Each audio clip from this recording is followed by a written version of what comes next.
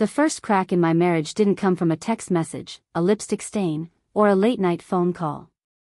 It came from a simple airport announcement on an ordinary Tuesday afternoon. I had driven to Terminal 4 to pick up my younger sister after her delayed flight from Edinburgh. While standing near Gate B12 with a cup of coffee in my hand, I looked up and saw my husband walking past Starbucks with another woman wrapped around his arm. 3 weeks earlier, he had kissed my forehead, hugged our daughter goodbye, and promised he would be in London for an entire month negotiating the biggest business contract of his career. Except London wasn't thousands of miles away anymore. London was standing less than 50 feet from me, and the woman laughing beside him wasn't me. Before either of them realized I was there, I quietly opened my banking app, froze every shared account, canceled every company credit card connected to my authorization, and watched the first chapter of his carefully built lie collapse before he even reached the airport exit. If you believe kindness is stronger than hatred, forgiveness is more powerful than revenge, and everyone deserves hope and second chances after learning life's hardest lessons, please take a moment to like this video, leave a comment sharing where you're watching from, share this story with someone who needs encouragement today, and subscribe to our channel for more emotional journeys that remind us what truly matters.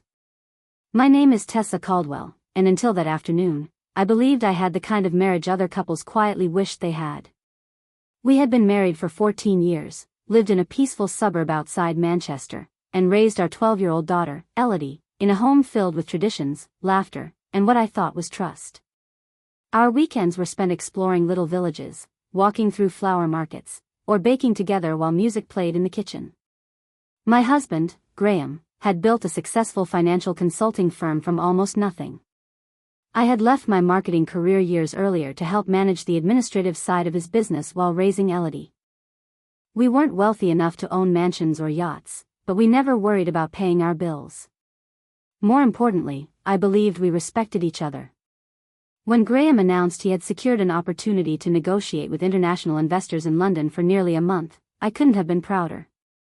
He explained that the meetings were confidential, the schedule unpredictable, and his phone would often be switched off. Everything sounded logical. His suitcase was packed with business suits, files, and travel folders. He kissed me with the same gentle smile he had worn since our honeymoon and promised that once the deal closed, life would become easier for all of us. For the first week, he sent photographs of hotel breakfasts, conference rooms, and crowded city streets. Sometimes he called while walking between meetings.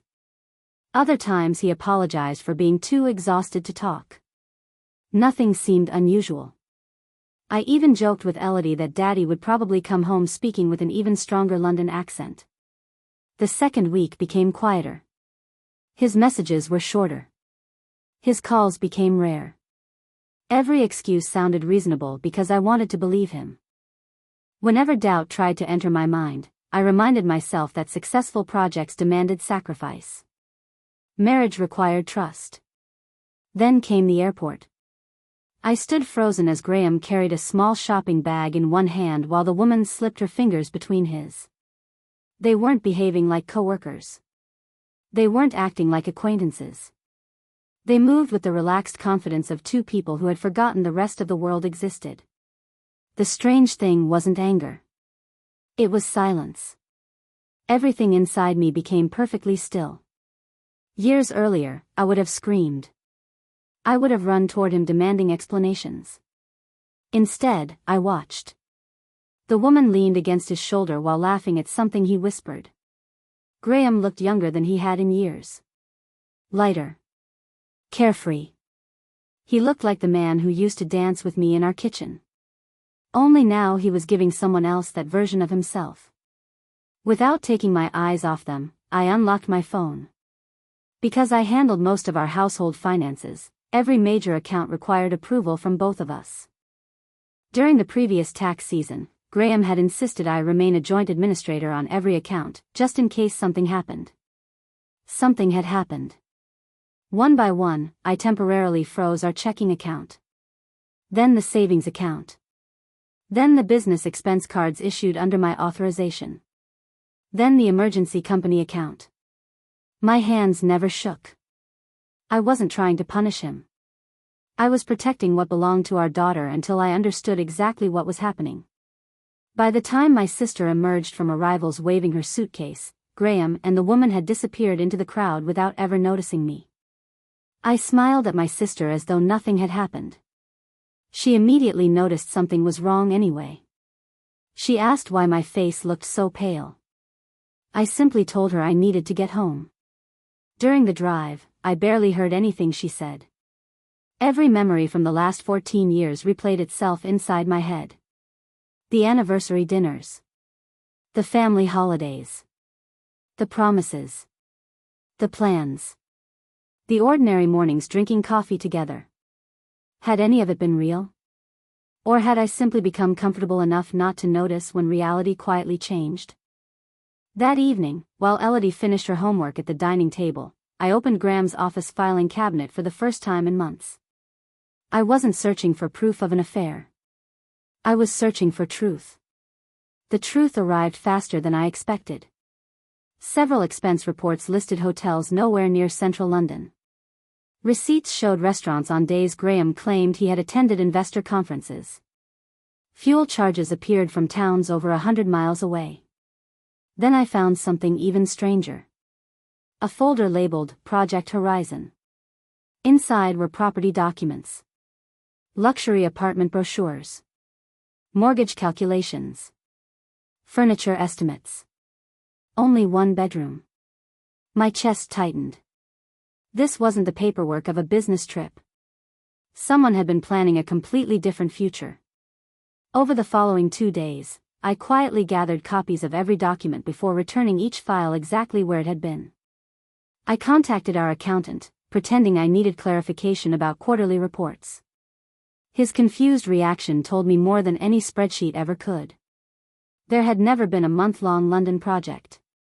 There had only been 2 short client meetings scheduled during the entire month. Nothing else. When I asked whether Graham had expanded into international consulting, the accountant laughed politely and said he hadn't heard anything about that. The lie was officially bigger than infidelity. It was an entire fictional life. I wanted to confront Graham immediately. Instead, I chose patience. People reveal much more when they believe they're still in control.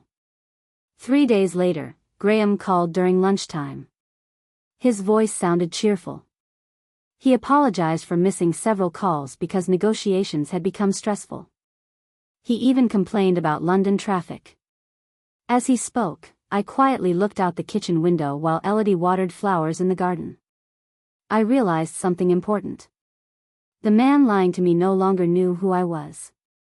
He believed I would accept every excuse because I always had. He mistook kindness for weakness. Trust for blindness. Love for obedience. I ended the conversation warmly, wished him luck with the meetings, and hung up. Then I called our family solicitor. Not because I had already decided to end the marriage. Because I needed to understand my options before emotions clouded my judgment. The solicitor advised me to gather documents quietly, avoid confrontation, and protect financial assets until the full picture became clear. That afternoon, I copied years of financial records onto an encrypted drive. I documented property ownership, investment accounts, business shares, insurance policies. Everything. For the first time in years, I wasn't acting like Graham's supportive wife. I was acting like Elodie's mother. Every decision now had only one purpose. Protect her future. The following week brought another surprise. While organizing old email records, I discovered several transfers from the business account into a consulting company I had never heard of. The payments weren't enormous individually, but together they totaled nearly £200,000. The consulting company shared an address with the luxury apartment development mentioned inside Project Horizon. Nothing about this felt accidental anymore. Someone had carefully built a hidden financial pathway. I stared at the screen for a long time before quietly closing my laptop. Outside, the afternoon sun lit the garden where Elodie laughed while chasing butterflies. The sound reminded me of the promise I had made the day she was born. No matter what happened between her father and me, she would always have one parent who refused to lie. And in that moment, I made another promise. I wouldn't let betrayal define the rest of our lives. I would uncover every secret. And when Graham finally came home believing his perfect deception had survived, he would discover that the wife he underestimated had already rewritten the ending of his story. The next morning arrived with bright sunshine pouring through the kitchen windows, making everything look deceptively peaceful. Elodie sat at the breakfast table laughing over a funny story from school while I poured orange juice into 2 glasses, smiling as though my entire world hadn't shifted beneath my feet. Watching my daughter laugh reminded me that no matter how broken my marriage might become, I couldn't allow my pain to steal her childhood. She deserved stability, not chaos. She deserved honesty, not revenge fueled by rage. That promise became the anchor that kept me calm. For the next several days I continued living exactly as Graham expected. I answered his calls with warmth. I listened patiently as he described imaginary meetings, imaginary investors, and imaginary deadlines. Every lie came effortlessly now. The ease with which he fabricated details hurt more than discovering the affair itself. It wasn't just that he had fallen for someone else. He had become someone capable of looking directly into my eyes through a video call and inventing an entirely different reality without the slightest hesitation. One afternoon, while organizing paperwork in Graham's office, I found a leather notebook tucked inside a locked drawer. The key happened to be hanging on the same keyring as several filing cabinet keys. I hesitated for several minutes before unlocking it. Part of me still hoped I would find something innocent that explained everything. Instead, I found handwritten financial plans. There were monthly budgets, apartment furnishing estimates, vacation plans across Europe, restaurant reservations, names of interior designers. None of them included me. The most painful page wasn't a financial document at all. It was a simple handwritten list titled, Fresh Start. Sell current house after separation. Transfer investments. Close joint accounts. Move permanently.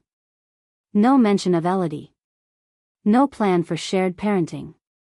No discussion about explaining anything to our daughter. Just a cold checklist, as though 14 years of marriage and fatherhood could be packed away like old furniture. I closed the notebook and quietly placed it back where I had found it. For the first time since the airport, tears finally came. Not because I wanted Graham back. Because I realized I had been mourning someone who no longer existed. That afternoon I met privately with our solicitor again. We spent nearly 3 hours reviewing documents. Every bank statement, every property record, every suspicious transfer told the same story. Graham had been moving money for almost 11 months. He didn't start this affair overnight, the solicitor said carefully. People don't usually create financial structures like these unless they're planning something much larger. Those words echoed in my mind during the drive home. 11 months. While we celebrated birthdays. While we planned family holidays. While we sat together at school concerts. He had already been planning his escape. The solicitor advised me to continue documenting everything but avoid confronting him until we understood the complete financial picture. A forensic accountant joined our case 2 days later. His findings were even more shocking. The consulting company receiving those transfers wasn't independent at all. It had been registered under the name of a distant acquaintance who had worked briefly for Graham years earlier. The address belonged to a serviced office that housed dozens of shell companies. Money had been leaving our business quietly for months. Some transfers were disguised as consulting fees. Others appeared as marketing expenses. Everything looked legitimate unless someone compared the records carefully. The accountant looked genuinely impressed. Whoever designed this understood accounting. I quietly replied, my husband. Despite everything I had discovered, one question still haunted me. Who was the woman? It wasn't jealousy anymore. It was understanding. Was she aware Graham was married? Did she know he had a daughter? Or had she become another victim of his lies? The answer arrived unexpectedly. One sunny Saturday afternoon I received an email from an unknown address. There was no greeting. No explanation. Only 6 photographs. Each showed Graham with the same blonde woman I had seen at the airport. They weren't secret photographs. They looked comfortable. Happy. Walking through parks. Having lunch outdoors. Shopping for furniture. One photograph showed them standing inside the luxury apartment from Project Horizon. The final image nearly took my breath away. Graham was pointing toward an empty bedroom while both of them smiled. Someone had already imagined building a new home. I expected the email to end there. Instead, one final sentence appeared beneath the photographs. I thought you deserved the truth. No signature. No clue who sent it. I stared at the screen for several minutes before forwarding everything to my solicitor. The following Monday another surprise arrived. Our accountant called. Several automated payments had failed because the accounts remained frozen. Within 2 hours Graham began calling repeatedly. 10 missed calls. 7 messages. 3 emails. His calm businessman personality had disappeared. The messages became increasingly desperate. He claimed suppliers couldn't be paid. Clients were waiting. Payroll might be delayed. He demanded to know why I had frozen the accounts. I replied with one simple message. I noticed unusual financial activity and wanted to protect our assets until we review everything together. He answered almost instantly. His tone shifted from anger to reassurance. He insisted everything had a perfectly reasonable explanation. He promised to explain everything once he returned home. I smiled sadly. For the first time in weeks, Graham finally understood something was wrong. He just didn't realize how much I already knew. 3 days later he returned. It was a bright summer afternoon. He rolled his suitcase through the front door wearing the same expensive coat he had left with weeks earlier. He smiled. He hugged Elodie tightly. He kissed my cheek. For one heartbreaking second I remembered the man I had married. Then I noticed something. The wedding ring. It had fresh tan lines around it. He had clearly removed it regularly while he was away. Such a tiny detail. Yet somehow it hurt more than everything else. He spent dinner talking enthusiastically about imaginary meetings and imaginary investors. Every sentence was another carefully polished lie. I watched him laugh with our daughter. I watched him compliment the meal. I watched him ask about the garden. It felt like watching an actor perform a role he had rehearsed too many times. After Elodie left to spend the afternoon at a friend's house, the house became wonderfully quiet. Sunlight streamed across the living room floor. Graham poured himself coffee, completely unaware that his carefully constructed world was about to collapse. I placed a thick folder on the coffee table. He frowned. What's this? I didn't answer. Instead, I opened the folder.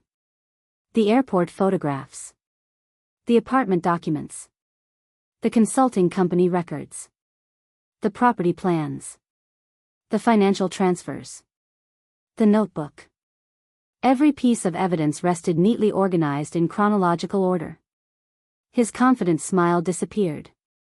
His face became completely expressionless. For nearly a full minute neither of us spoke. Finally he whispered only 3 words. You searched everything. I looked directly into his eyes. No, Graham. I survived everything. He slowly lowered himself into the chair as though his legs had suddenly become too weak to support him. For the first time since I had known him, Graham looked genuinely frightened, not because he had been caught cheating, but because he realized every lie, every hidden account, every secret transfer, and every carefully planned escape had already been uncovered. And deep inside, I knew the hardest part of our story was only just beginning. The silence inside our living room felt heavier than anything either of us could have said. Bright afternoon sunlight streamed through the windows, illuminating the folder between us as though every hidden secret had finally been dragged into the open. Graham stared at the documents one by one. His hands trembled as he recognized the copies of bank transfers, the apartment brochures, the notebook, and finally the photographs from the airport. The confidence that had carried him through weeks of deception disappeared from his face. He wasn't searching for excuses anymore. He was searching for a way to breathe. For several long moments, neither of us spoke. I wasn't interested in shouting. I had rehearsed angry speeches in my mind countless times over the previous weeks, but standing in front of him now, none of them mattered. Betrayal had already done its damage. Raising my voice would not undo it. Graham slowly rubbed his forehead before admitting the first truth he had spoken in months. He confessed that the business trip had been a lie from the beginning. There had been meetings in London, but they lasted only 2 days. Everything afterward had been spent with the woman I had seen at the airport. What started as a friendship with a client nearly a year earlier had slowly become an emotional affair before turning into a physical relationship. Every excuse, every cancelled phone call, every delayed message had been carefully planned so I would never question him. Hearing the truth hurt, but strangely it also brought relief. The uncertainty was finally over. Then came the confession I hadn't expected. He admitted that he had convinced himself he deserved another chance at happiness. Business pressure had overwhelmed him. He felt trapped between responsibilities, expectations, and the routine of daily life. Instead of talking to me, instead of seeking counseling, instead of fighting for our marriage, he escaped into a fantasy where no one depended on him. He described the apartment as a fresh beginning. Those words landed like ice. A fresh beginning. As though our daughter had been nothing more than a chapter he intended to close. I quietly asked him one question. When were you planning to tell Elodie? His eyes filled with tears. He had no answer. For the first time, I saw genuine shame replace fear. He wasn't ashamed because he had been caught. He was ashamed because he had finally looked at the consequences through the eyes of a father instead of a man chasing excitement. The following weeks were filled with lawyers, accountants, paperwork, and long afternoons reviewing finances. Because the accounts had been frozen before Graham could transfer more money, nearly all of our family assets remained protected. The forensic accountant recovered records proving that several payments had been disguised as business expenses. Graham agreed to reverse every unauthorized transfer and accepted full responsibility with the tax authorities before the situation became even more serious. The woman from the airport unexpectedly became part of the story one final time. One afternoon I received another email asking if I would meet her. At first I refused. Then curiosity overcame anger. We met at a quiet cafe during the afternoon. She looked nervous before I had even sat down. Within minutes I realized something I never imagined. She believed Graham had already separated from his wife months earlier. He had shown her photographs of an empty guest bedroom, claiming he was living there while waiting for the divorce paperwork to finish. He told her our marriage had ended years ago and that we stayed together only because of financial complications. She had never met our daughter. She had never visited our home. She had believed every lie. When I showed her recent family photographs from Elodie's school celebration, the color disappeared from her face. She began crying before I said another word. She apologized repeatedly, explaining she would never have entered the relationship if she had known the truth. For the first time since discovering the affair, my anger shifted completely. The real deception had reached far beyond me. Graham hadn't simply betrayed his family. He had manipulated another person's trust as well. The woman ended the relationship that same day. She left the city shortly afterward to start over elsewhere.